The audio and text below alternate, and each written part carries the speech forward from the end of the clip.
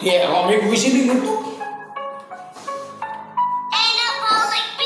Hey.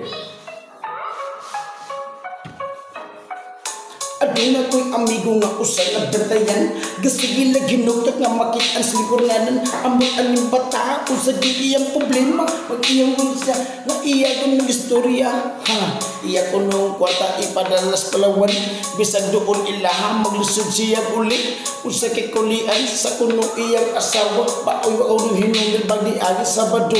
Perti niyang inuman na hurot ang iyang kwarta. Maunay problema makaroon niyang adlaw. Adlaw nga Sabado nga dapat nga ulion usara kalipay sa ato kunong asawa. Ha.